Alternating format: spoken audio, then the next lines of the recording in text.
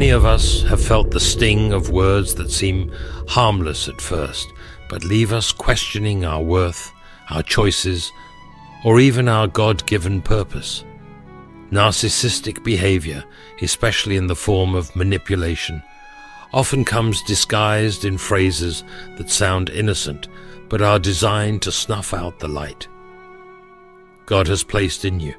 It's like a cold wind extinguishing a candle's flame, a deliberate attempt to rob you of the warmth and clarity God has given you to walk boldly in His truth.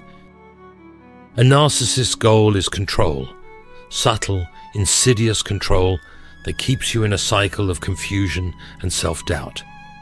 They use words not to build but to bind, crafting phrases that echo like chains in your soul.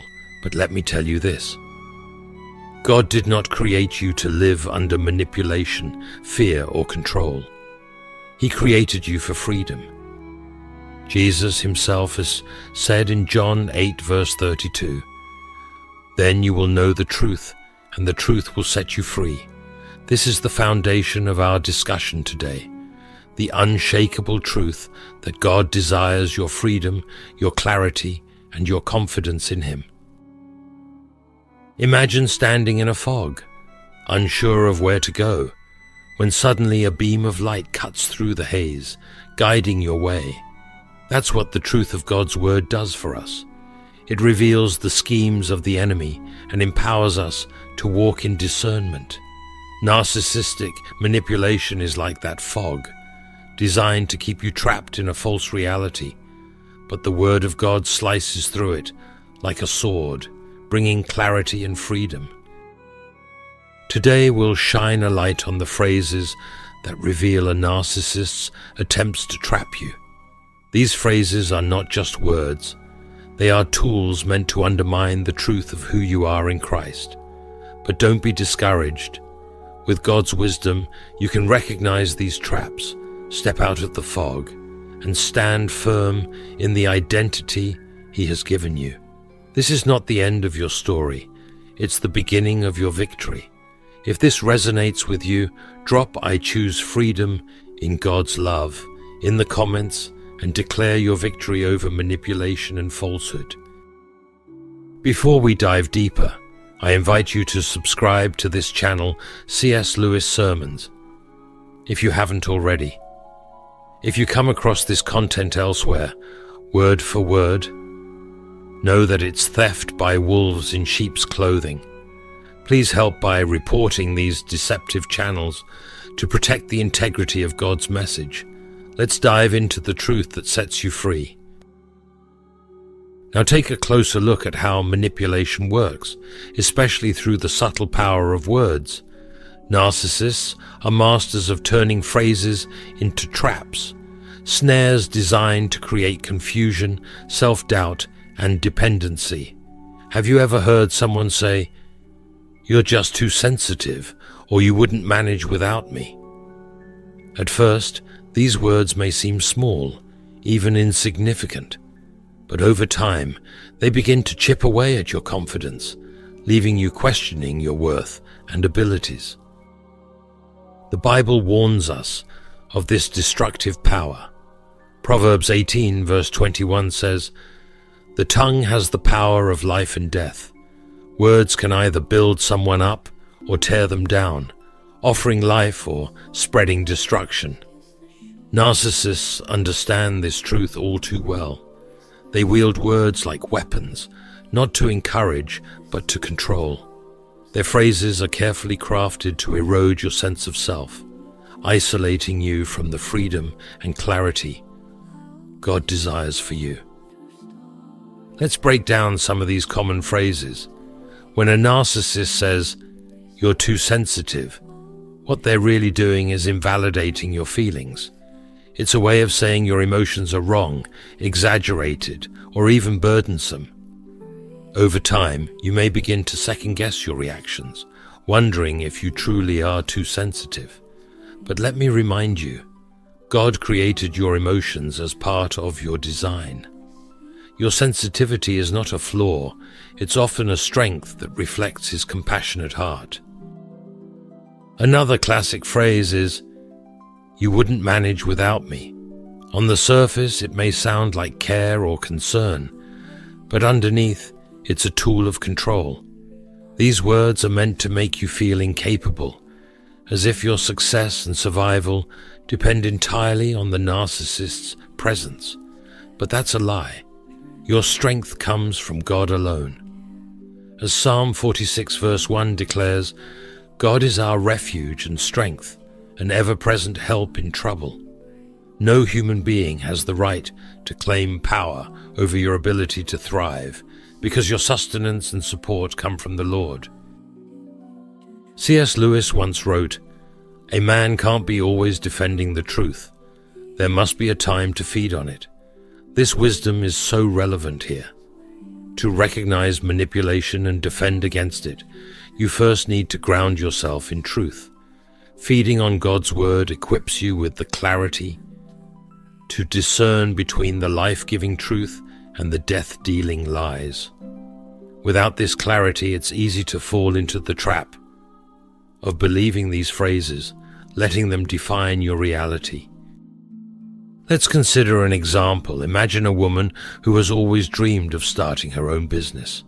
She shares her vision with her partner, but instead of encouragement, she hears, "You wouldn't make it without my help. You're too naive to handle something like that."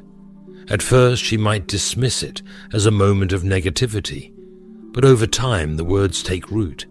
She starts to believe them, shelving her dream and staying dependent on someone who seeks control rather than mutual growth. But God calls us to a different life, a life of confidence in Him and the gifts He has placed within us. When someone speaks words of doubt and discouragement, we must return to the promises of Scripture. Isaiah 40 verse 29 encourages us. He gives strength to the weary and increases the power of the weak. It's not about proving the narcissist wrong. It's about living in the truth of who God says you are. It's important to recognize that these phrases aren't always obvious. Sometimes they come cloaked in concern or care, but the underlying intention is to plant seeds of doubt. This is why we need God's wisdom and discernment. As believers, we're not left to navigate this alone. The Holy Spirit equips us to distinguish truth from lies. Through prayer and time in God's Word, He sharpens our spiritual ears to hear the difference between what brings life and what brings death. Remember this: God has not called you to live under the shadow of manipulation or control. You are not meant to carry the weight of someone else's insecurities or lies. Instead, He has called you to freedom. His Spirit empowers you with strength, love, and clarity of mind, enabling you to live confidently and with self-discipline. This is your inheritance as a child of God: power, love, and clarity.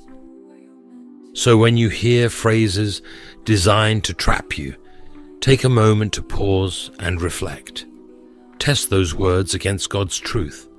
Are they bringing life, or are they sowing doubt? If they're meant to control or confuse, recognize them for what they are: a trap. But take heart, you don't have to fall for it. With God's help, you can break free from the fog of manipulation and walk boldly in His truth. Your identity is secure in Him, and no one has the power to take that away. Let's move forward in the confidence that God equips us to see through the lies and live in His freedom. But why do narcissists seek control? What drives someone to manipulate, to ensnare others in webs of doubt and dependency? At its root, this behavior is born out of insecurity. The narcissist's need for control often stems from their own internal fears and weaknesses, an emptiness they try to fill by dominating others. But this control isn't just harmful, it's suffocating. It's like a tangled vine that wraps itself around a tree, choking its growth and stealing its vitality. C.S. Lewis, in the Screwtape Letters, sheds light on this dynamic. In the book, a senior demon mentors a junior one, explaining how evil seeks to distort and diminish. One chilling line says, "To get the man's soul and give him nothing in return. That is what really gladdens our Father's heart." Similarly, the narcissist's tactics reduce others to shadows of their true selves. By constantly asserting dominance, they strip away confidence, joy, and identity. This behavior isn't just human weakness, it mirrors the enemy's desire to steal, kill, and destroy. John 10, verse 10. But here's the good news. God's plan for you is radically different.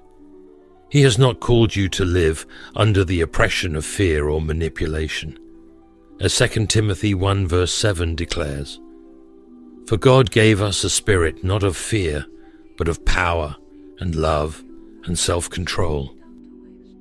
These three gifts, power, love, and self-control, are the antidotes to the lies of a narcissist.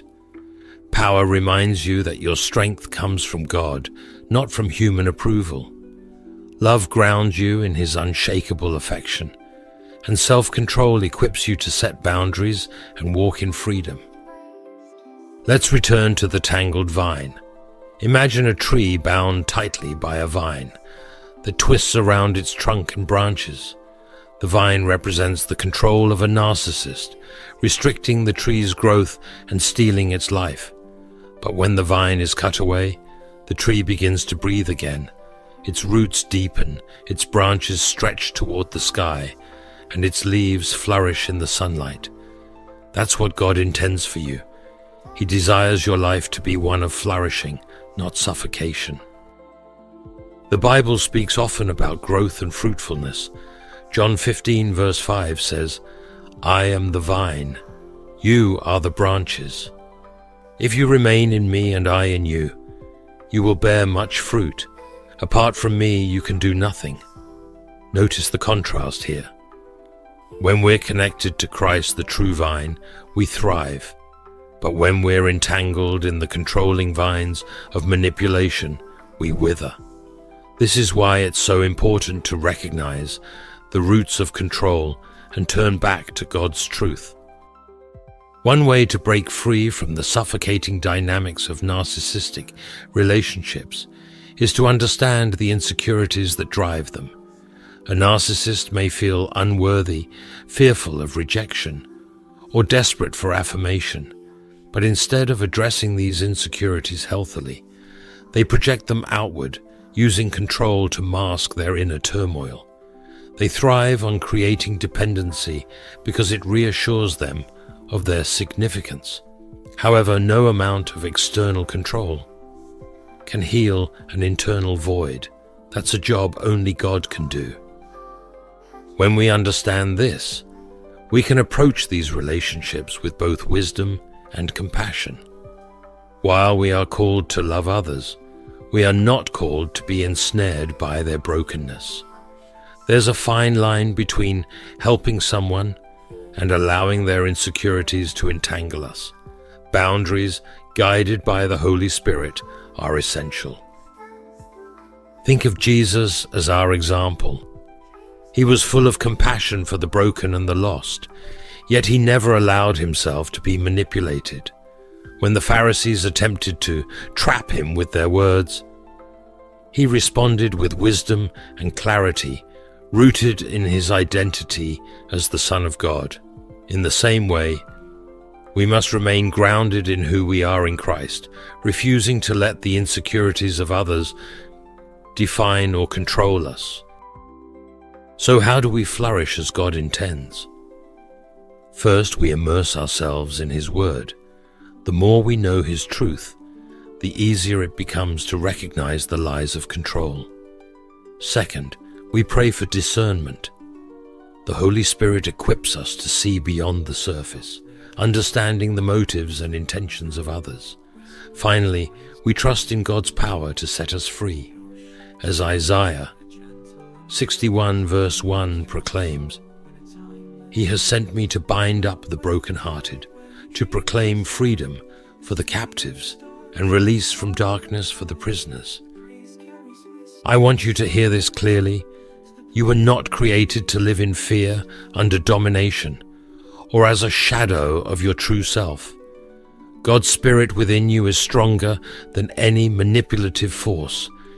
You are a child of the Most High, called to grow, to thrive, and to bear fruit in abundance.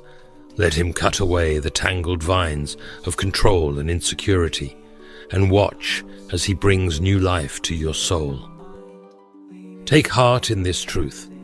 The God who began a good work in you will carry it to completion. Philippians 1 verse 6. He is faithful, and He is your source of strength. You don't have to remain tangled in the vines of manipulation. Trust Him to free you and step boldly into the life of flourishing He has prepared for you. As you step into this freedom, you may wonder why your independence feels like such a threat to a narcissist. The answer is clear. Independence, the freedom to think, act, and grow without being tethered to their control, exposes the limits of their power. To someone who thrives on dominance, your ability to stand on your own is not just inconvenient, it's terrifying. Independence reveals that their manipulations aren't indispensable, and their influence over you is neither total nor absolute. And so, they will do everything in their power to undermine your growth, keeping you bound to them instead of flourishing in the freedom God has for you. C.S. Lewis, in Mere Christianity, offers this insight into the hearts of those who crave control. How monotonously alike all the great tyrants and conquerors have been, how gloriously different are the saints. A narcissist's worst fear is to see you living fully, thriving in the purpose God has given you, because it contradicts their need to be at the center of your world. Instead of celebrating your growth, they feel threatened by it. Instead of encouraging your independence, they subtly sabotage it. This dynamic reminds me of the fable of the eagle and the wren. The wren, too weak to fly high on its own, cleverly rides on the eagle's back, boasting of how far it has gone without putting in the effort itself.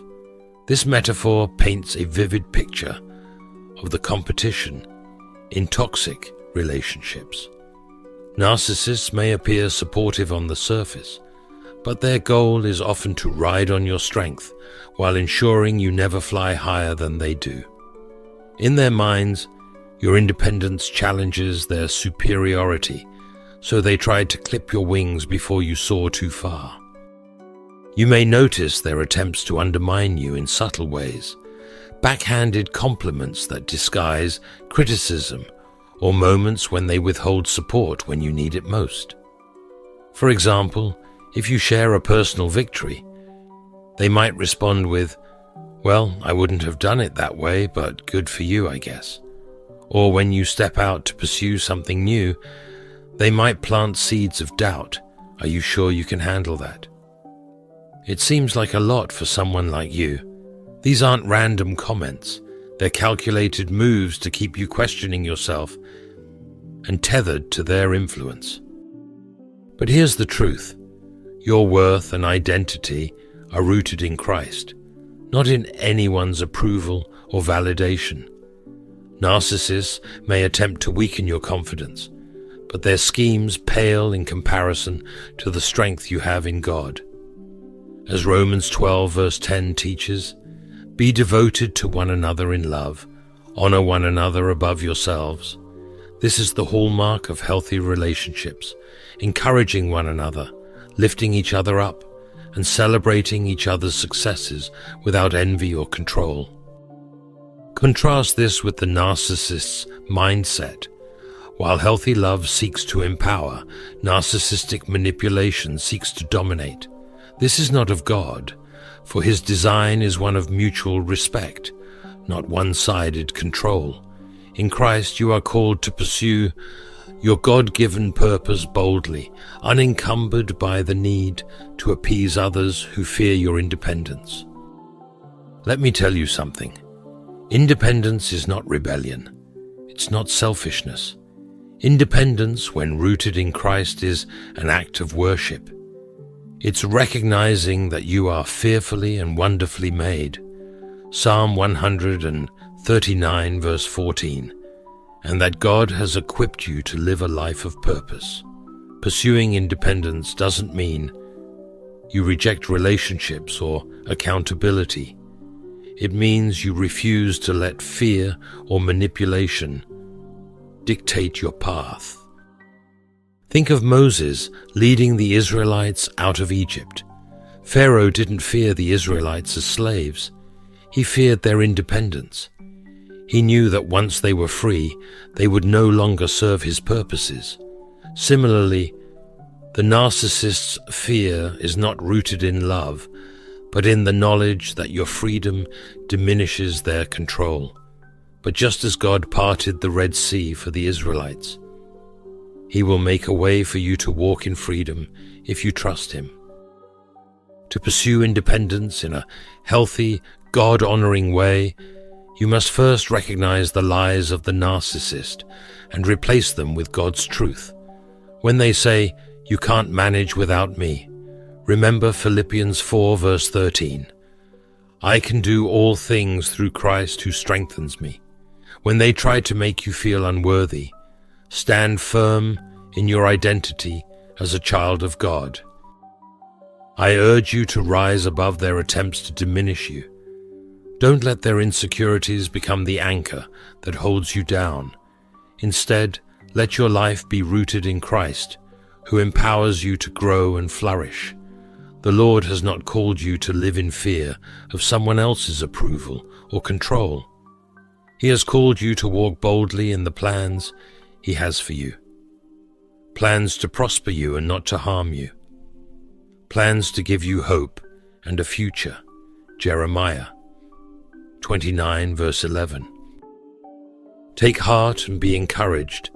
Your independence is a gift from God, a reflection of His Spirit within you. As you step into the freedom He provides, know that He goes before you, preparing the way.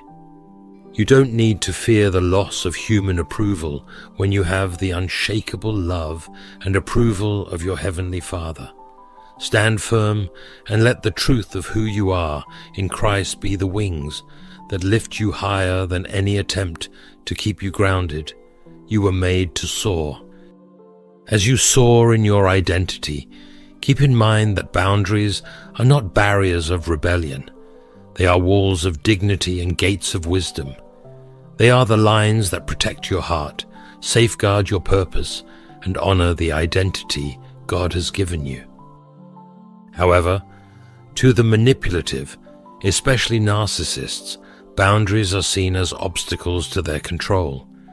They push, test, and persist, seeking to breach the defenses you establish. But let me remind you of something powerful.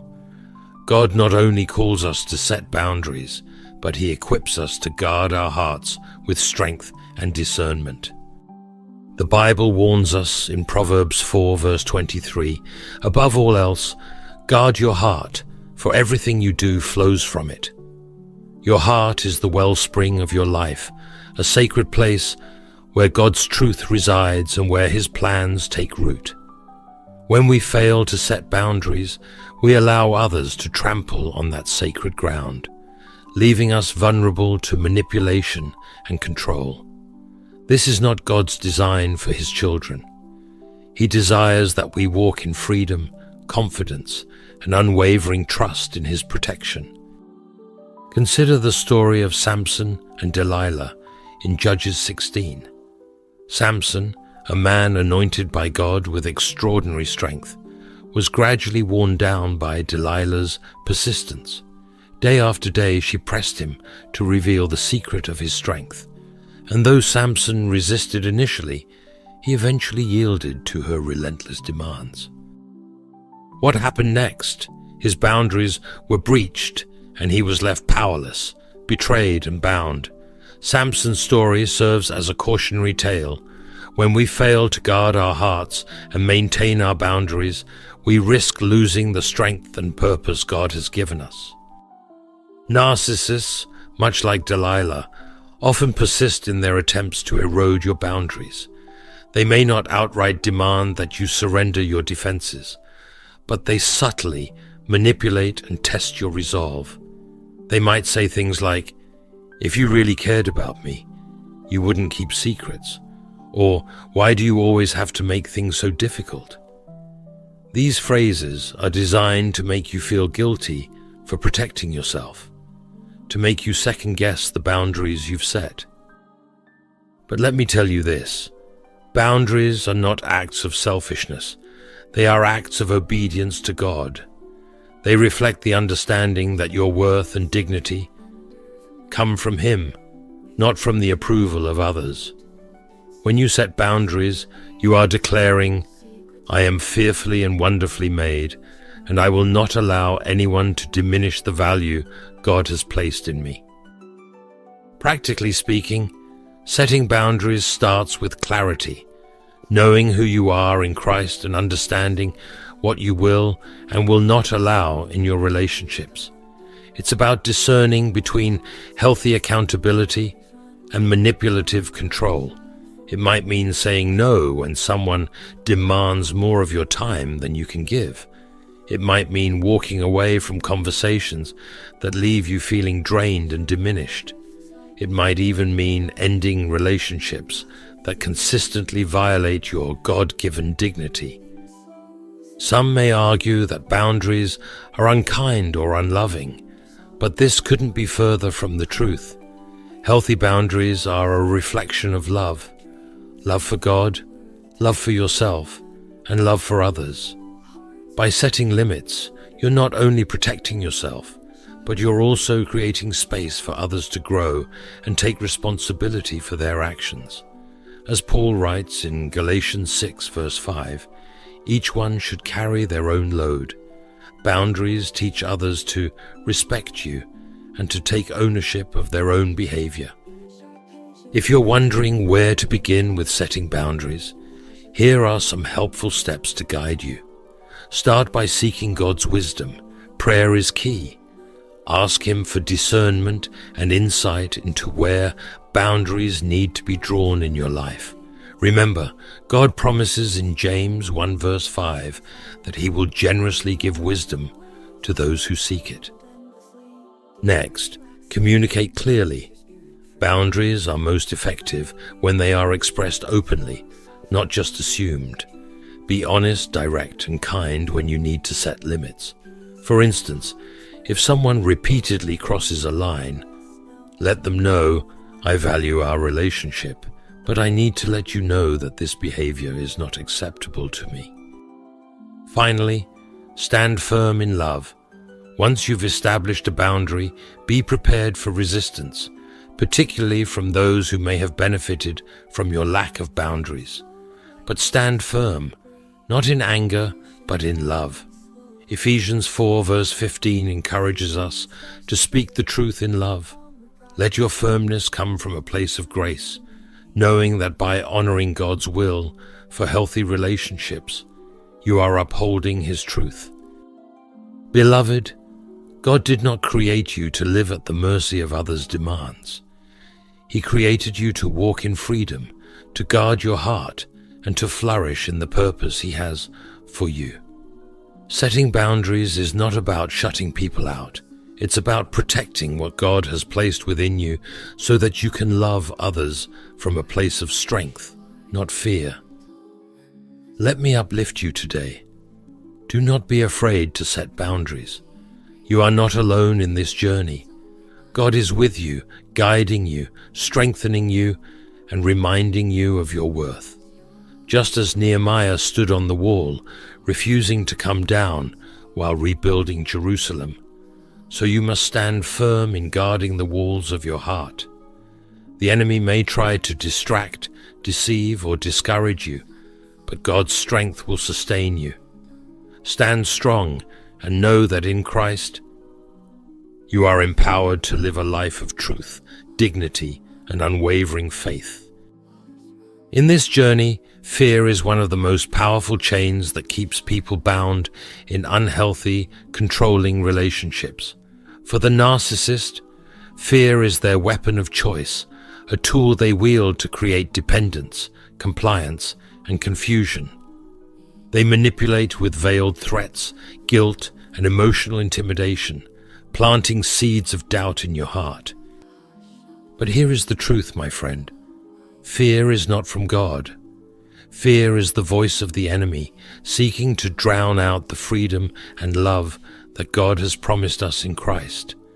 And today I want to remind you that God's love is far greater than any fear the enemy tries to place in your path.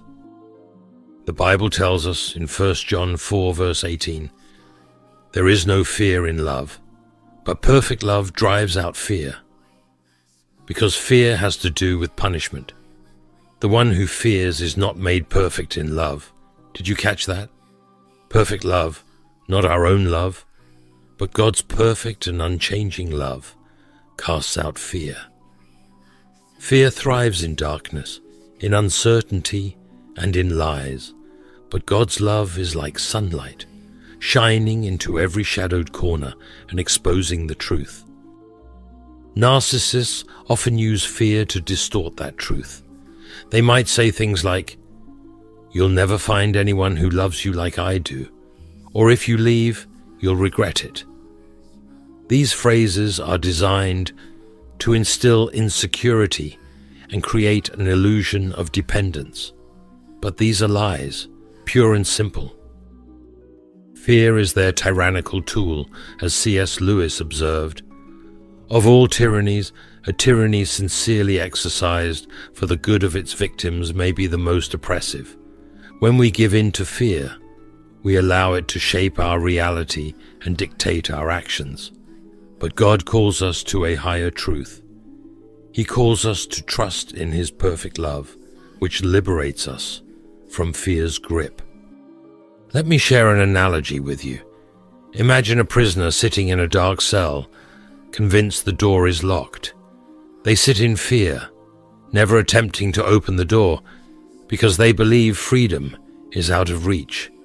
But then, a ray of sunlight breaks through the cracks, revealing that the door was never locked. It only required faith and action to push it open. This is how fear operates in our lives. It keeps us trapped in the illusion of hopelessness and helplessness. But God's love reveals the truth. The door to freedom has been open all along. Faith in God's love gives us the courage to step out of that cell. When fear whispers that you're not strong enough, God's word reminds you, "The Lord is my light and my salvation. Whom shall I fear? The Lord is the stronghold of my life. Of whom shall I be afraid?" Psalm 27 verse 1. When fear says, "You're alone," God declares, "I will never leave you, nor forsake you." Hebrews 13 verse 5. These promises are not just words. They are the unshakable truth of God's character and His commitment to you. Breaking free from fear starts with recognizing its source. Fear is not from God, and any voice that uses fear to control or diminish you is not speaking God's truth. Whether it's the manipulative voice of a narcissist or the accusatory whispers of the enemy, you have the authority in Christ to reject those lies. The next step is to replace fear with trust. Trust in God's love, trust in His plans for your life, and trust in His ability to guide you through even the darkest valleys. Psalm 23 verse 4 assures us, "Even though I walk through the darkest valley, I will fear no evil, for you are with me. Your rod and your staff, they comfort me." Faith is the key to breaking free.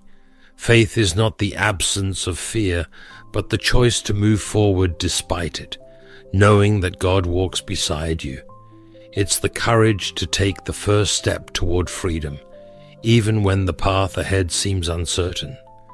And as you step out in faith, you will begin to experience the fullness of God's love, a love that does not control or demand, but uplifts, strengthens, and sets you free. Friend, if fear has kept you trapped in a toxic relationship, hear this today. God has not called you to live in bondage. He has called you to live in the freedom of His truth and the abundance of His love. You are not alone, and you are not powerless. The chains of fear may feel strong, but they are no match for the power of God's love. So take that first step. Push open the door. Walk into the sunlight of God's grace and truth. The enemy may try to tell you that you're not enough, but God says you are His beloved child, chosen and redeemed.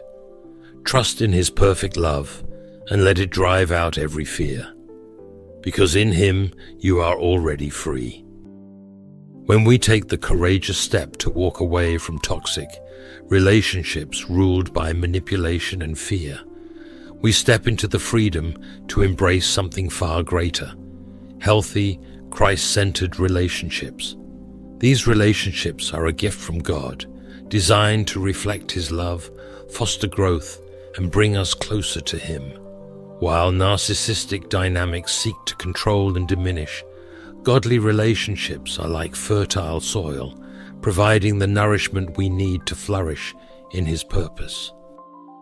The Apostle Paul paints a vivid picture of what true love looks like in 1 Corinthians 13 verse 4 to 7, saying, "Love is patient, love is kind. It does not envy, it does not boast, it is not proud. It does not dishonor others, it is not self-seeking, it is not easily angered, it keeps no record of wrongs. Love does not delight in evil, but rejoices with the truth. It always protects, always trusts, always hopes, always perseveres." This passage serves as both a guide and a mirror, showing us the nature of love that reflects God's heart. True love, the kind of love we are called to give and receive, is not about control or dominance. It's about humility, selflessness, and mutual respect. Contrast this with the dynamics of a narcissistic relationship. In such situations, love is conditional. Kindness is a tool of manipulation. Patience is absent, replaced by frustration and blame. These relationships are like barren soil, unable to sustain the growth God intends for your life. They stifle your joy, erode your confidence, and pull you away from your God-given identity. But let me remind you of this truth. You were not created to live in barren soil. You were made to thrive in relationships that reflect the richness of God's love. C.S. Lewis offers profound insight into the nature of true love, writing, "Love is not affectionate feeling, but a steady wish for the loved person's ultimate good, as far as it can be obtained. True love is not fleeting or self-serving. It is sacrificial, committed to the well-being of the other person. In a Christ-centered relationship, this love seeks to honor God above all else, fostering an environment where both individuals can grow in faith, purpose, and joy. It is a love that rejoices in the truth and stands firm in hope." Picture a garden where two plants are growing side by side. In a toxic relationship, one plant overshadows the other, taking all the sunlight, nutrients, and water for itself. The weaker plant struggles to grow, its leaves yellowing and its roots barely holding on. But in a healthy relationship, the soil is rich, the sunlight abundant, and the gardener attentive. Both plants thrive, their roots intertwining, not to compete, but to strengthen one another. This is the kind of relationship God desires for us, one where mutual support, encouragement, and love create an environment for flourishing. Healthy relationships don't demand perfection, but they are marked by grace. They celebrate strengths, uplift in weakness, and motivate each other toward God's best. They reflect the humility of Christ, who loved us so much that He laid down His life for us, not to control us, but to set us free. Jesus himself said in John 15, verse 13, "Greater love has no one than this, to lay down one's life for one's friends." This sacrificial love is the foundation of relationships that glorify God. Friend, let me speak life into your heart today. Seek relationships that reflect this love. Look for relationships where kindness flows freely, where truth is spoken in love, and where both people inspire one another to grow in faith and purpose. Healthy relationships are not about what you can get, but about how you can serve and uplift one another. These are the relationships that align with God's will, relationships that nurture your soul and draw you closer to Him. If you find yourself doubting whether such relationships exist, let me assure you, they do. They may not always come easily, and they may require patience, discernment, and prayer. But God is faithful, and He desires for you to experience His love through the people He places in your life. Ask Him to guide you, to lead you into relationships that reflect His heart and His truth. And remember, you are never alone in this journey. The greatest relationship you will ever have is your relationship with Christ, the one who loves you perfectly and unconditionally. He is your refuge, your strength, and your source of all love.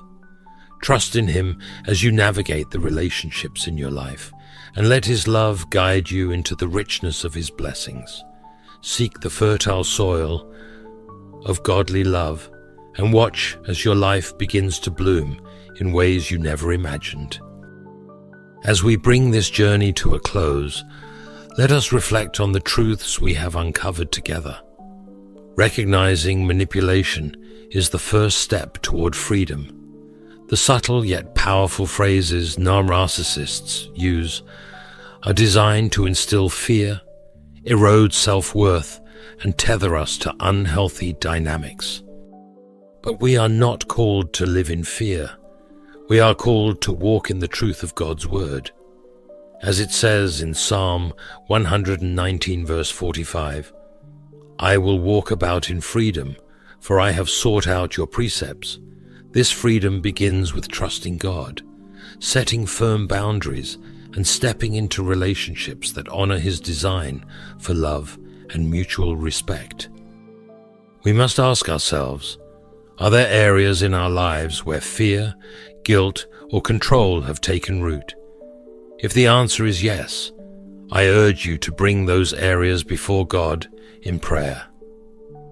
He is our refuge and strength, the one who liberates us from chains we were never meant to bear. As you reflect, don't forget that boundaries are not barriers to love, but acts of self-respect that honor the dignity God has placed within you. Healthy relationships mirror His love, fostering growth, encouragement, and peace. Hebrews 10 verse 24 exhorts us, "And let us consider how we may spur one another on toward love and good deeds. Let us seek relationships that uplift, inspire, and glorify God, leaving behind the shadows of manipulation for the light of His truth." God desires for you to thrive, not merely survive. Trust in Him, for His plans are to prosper you, to give you hope and a future filled with His boundless love. Beloved brothers and sisters, as we close, I invite you to join me in a fervent prayer. Let's seek God's wisdom, healing, and strength to walk in His truth and embrace the freedom He desires for us. No matter the struggles you've faced, know that God hears you and wants to set you free. Let's lift our hearts to Him, trusting in His perfect love and guidance. Heavenly Father, we come before you today, hearts open and souls longing for your truth. You are our refuge, our strength, and the one who leads us into freedom. Lord, we thank you for revealing the traps of manipulation and control, for showing us that your love is not rooted in fear, but in power, love, and self-discipline. Father, we ask for your wisdom to recognize when words or actions are meant to harm and control us. Help us discern truth from lies and remind us that we are fearfully and wonderfully made in your image. When others try to diminish our light, may your Spirit remind us of the dignity and worth you have placed within us. Lord, we pray for courage to set boundaries that reflect your will, courage to walk away from what is not of you, and courage to embrace the relationships that mirror your unconditional love. Just as Christ laid down his life for us, teach us to seek love that uplifts and nurtures, not tears down or binds us in fear. Father, we release any fear, guilt, or shame that may be holding us back. We surrender them to you, knowing that in your perfect love there is no room for fear. Surround us with your light, Lord, and dispel every shadow of manipulation and control. We pray for healing, for restoration of hearts that have been wounded, and for renewal of minds that have been clouded by doubt. Help us walk in freedom, confident in the truth of your word. As we move forward, Lord, may your Spirit guide us into healthy, Christ-centered relationships that honor you. Let our lives reflect your glory, and let us shine your love into a world that desperately needs it. In the mighty name of Jesus, we pray. Amen. If this message has spoken to your heart, I encourage you to like, subscribe, and share it with someone who may be facing manipulation or toxic behavior. Thank you for being part of this journey. May God grant you discernment, wisdom, and the strength to stand firm in his truth.